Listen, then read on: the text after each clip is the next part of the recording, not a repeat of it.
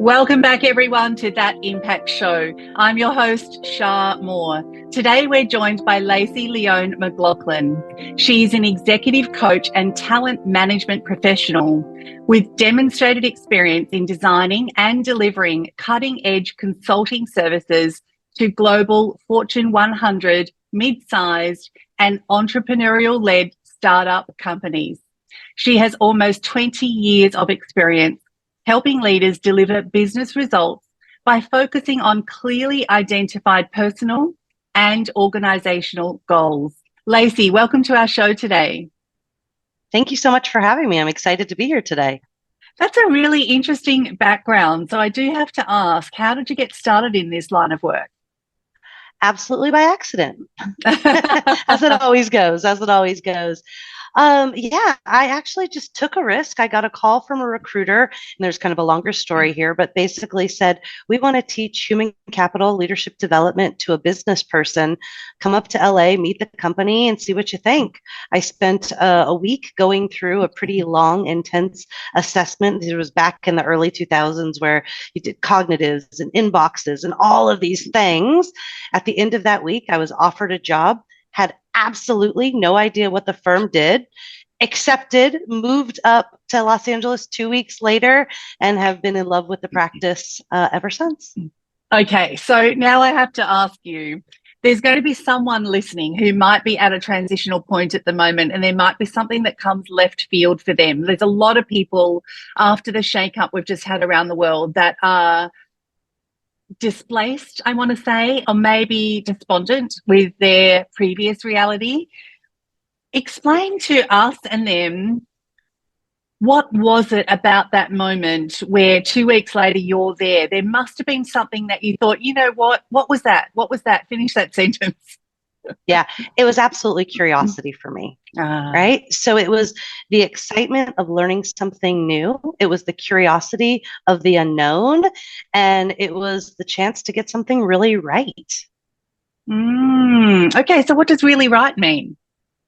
Yeah, so not exactly knowing what the future holds, or not exactly knowing what it is you're going to find that you love or be passionate about, but the opportunity to think you have the chance to get more data and potentially find it.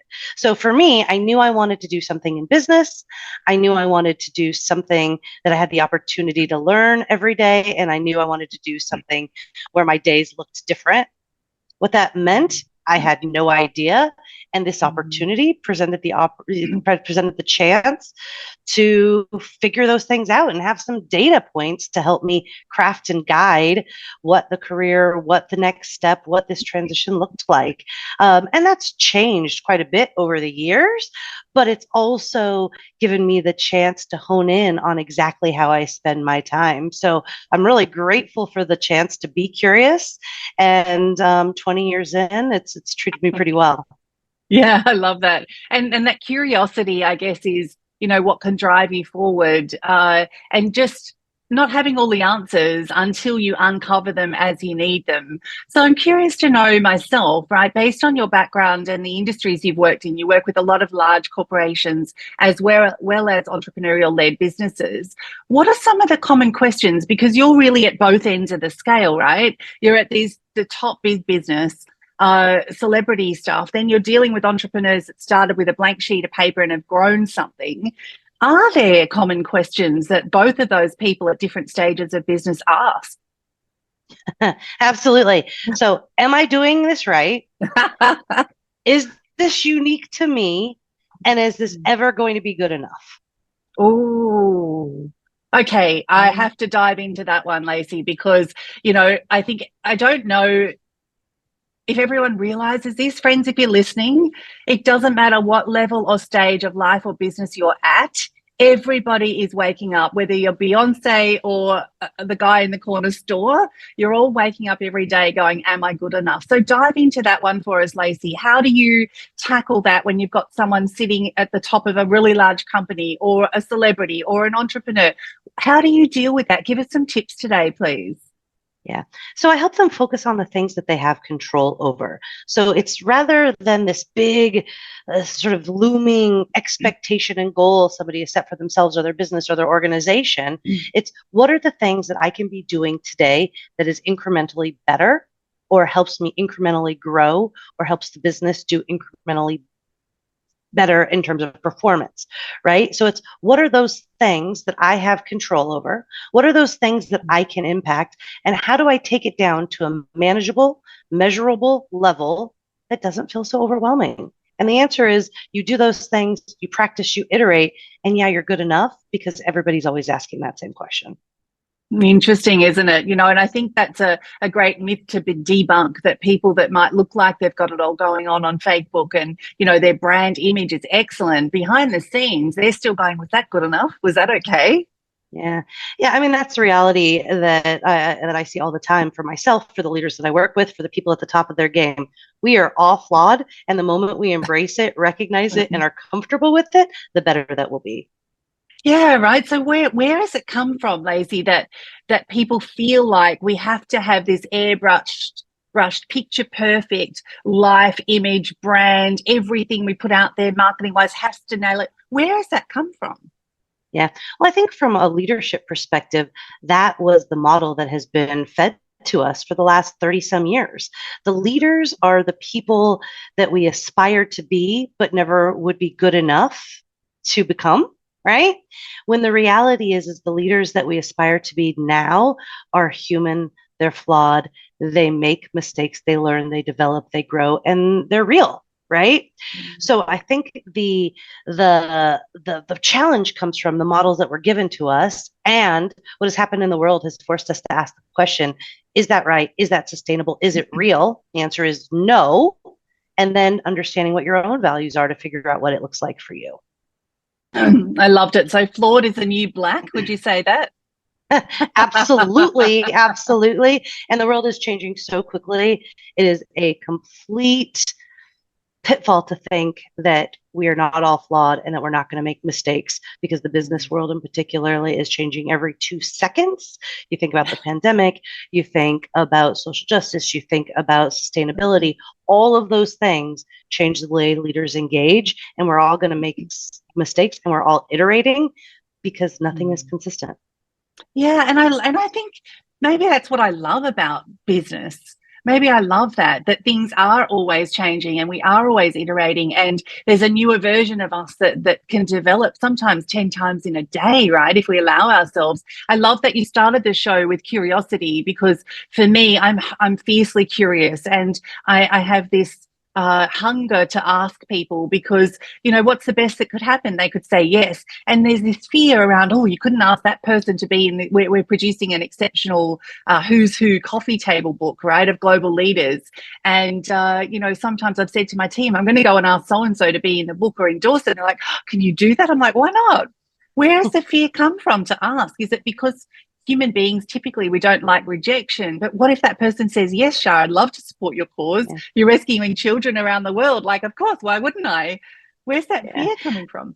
Yeah, I think a lot of times the fear comes from the inability to think about what's the worst thing that happens.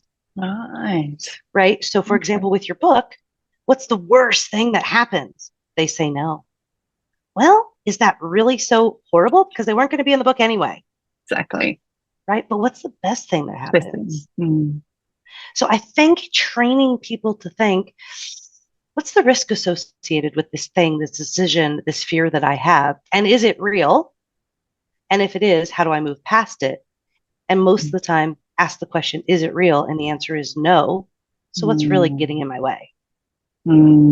Absolutely. And even the word fear itself, it's a false evidence appearing real. It's not, it's manufactured. I had a workshop I ran years ago, and we were in this small, beautiful resort room, and it was all surrounded by nature. And I thought, okay, I'm going to try this on. And I literally said to ask them to close their eyes. And I basically said, it's a python that's come into the room.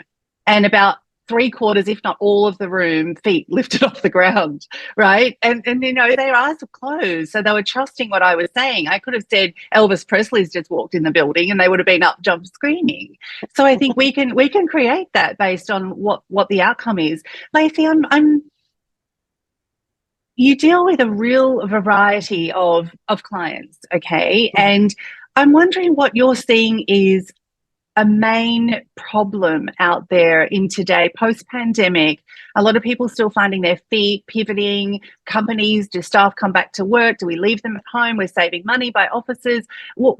I don't know if those are the issues, but what are you seeing across the board? I guess if you can put all your clients into a pot, what's the one thing that's coming up for people at the moment, Lacey?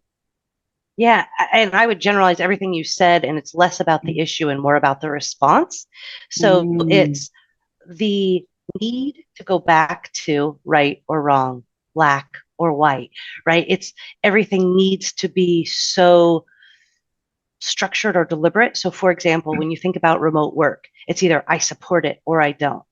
And my question is how do you figure out what works for this team or this organization?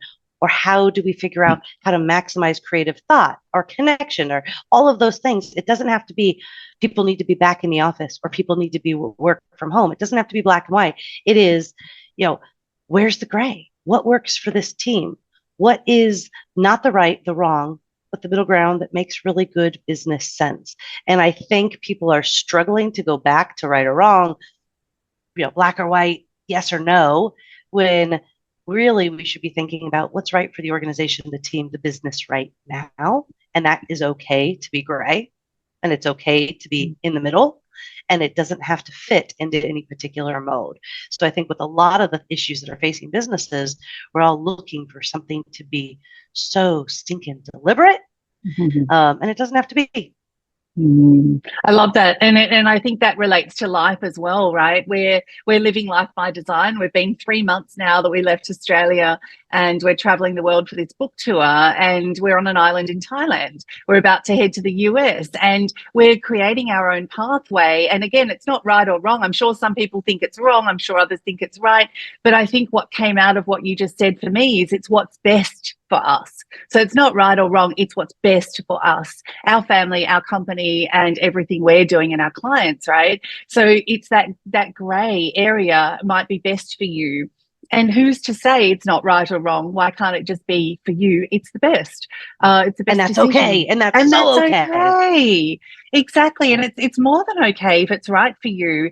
And I think we need to, as a society, potentially give up this need, which I want to touch on with you, this need for approval, permission, acceptance. I know it's a human being thing to be seen and heard. I get that. How do we navigate that? The power of social media is so strong. We put something up and we're desperate for that dopamine hit to like our post and comment and say, oh, well done, you're on the right track. How do we disconnect? I mean, Threads just propped up, right? This new platform, and everyone's now saying who cut the thread, because everyone ran over there and now it's gone and it's dying, and who knows, they'll rejig it. But why is this need to go on another platform and get someone else to say well done or like? What are your thoughts around this?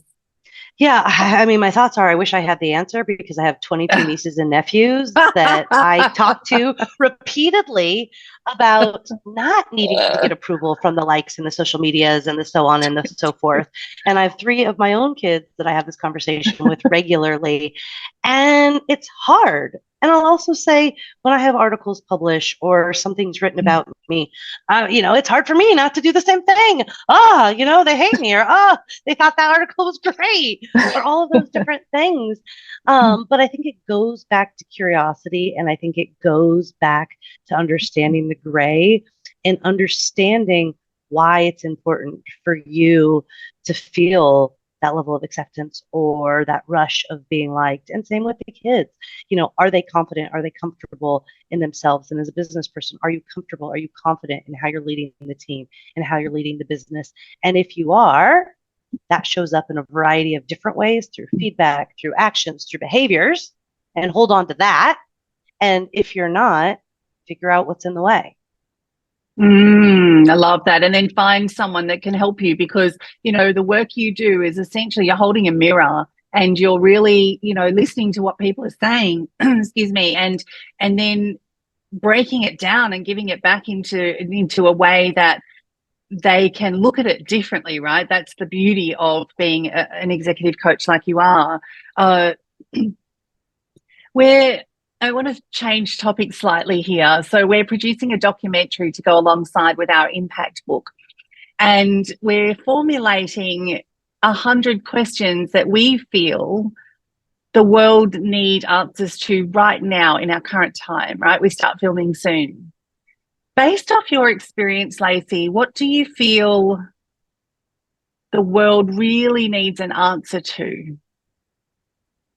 Yeah. This is going to sound silly, but I think post-pandemic, I started asking a question that I didn't ask before. And I think it brought some of the human back. And I think it will translate differently to the world. But at the individual level, it's, how are you? Wow. And at the world level is, are we okay? Right. Wow. Right. And I think with everything everybody has gone through, and they each experienced it differently, right? For us to show up and do good work and whatever it is we do, we need to know, how are we? And it's okay to feel what we're feeling. And that's changed a lot. And from an executive coaching perspective, I never asked, and this is too strong language, but I never cared how those people were. I did, but it was, what's going on in the business? What do we need to work on? What do you need to solve today? And the reality is post-pandemic, when people were dealing with very big challenges, very real things, the human had to come back in it. And it's, how are you? And that, from a world perspective, are we okay? My goodness. Maybe we need to get the permission for me to ask that question on your behalf, unless you want to be in it yourself. But I think that's a really great question. So you know what my next question is going to be, right, Lacey?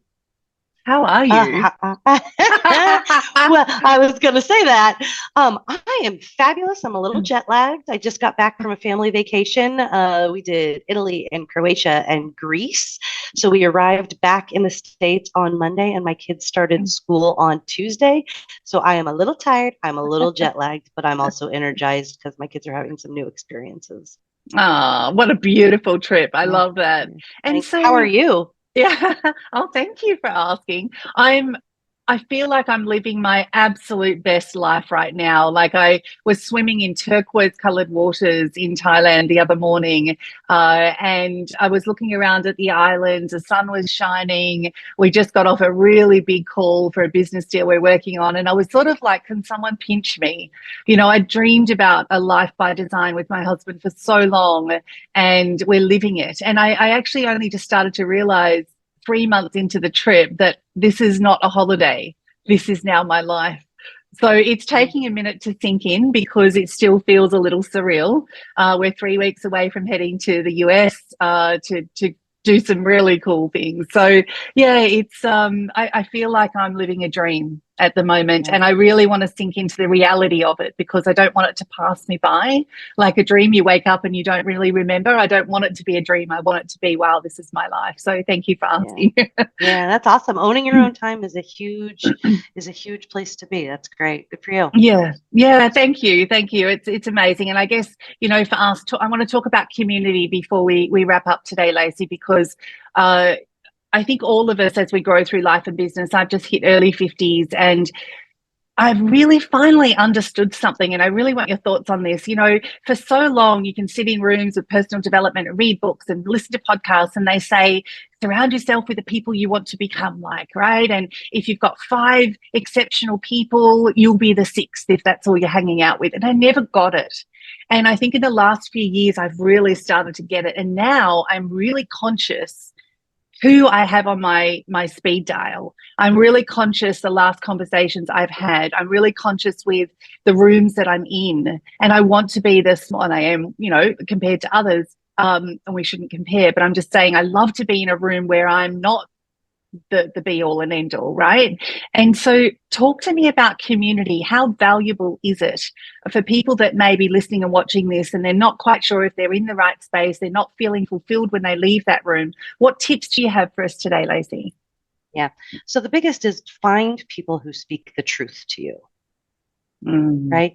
Who are the people that are willing to, as you said earlier, hold that mirror up, reveal the warts, celebrate you when you've done something amazing, celebrate you when you've done something that hasn't worked out so well, but want to give you a big pat on the back for trying. And it's finding those people, and they don't have to be like you. Diversity of thought is huge. Different experience is huge. So it's finding those different people, but people that are willing to speak the truth, hold you accountable, you hold them accountable, and make sure that how you're showing up in the world. And that's a very real thing. And unfortunately, it doesn't happen all that often. But if you find your community, I think you find those people willing to do it. Yeah, I love that. And there's a lot of love in that, right? When you care about someone enough, my closest girlfriends, we always speak our truth, and they know if it's time to pull me into line or ask me a hard question around self-nurturing or something. And, they know I push the envelope, but in return, I do the same for them. And I'm like, don't think that's your best thought today.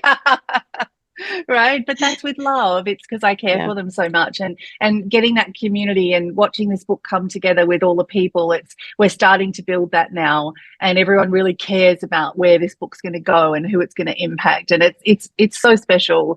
Lacey, tell us a little bit as we wrap up today about the work that you do, and if people want to reach out to you, if they're feeling this connection with you, how would they do that as well? Yeah.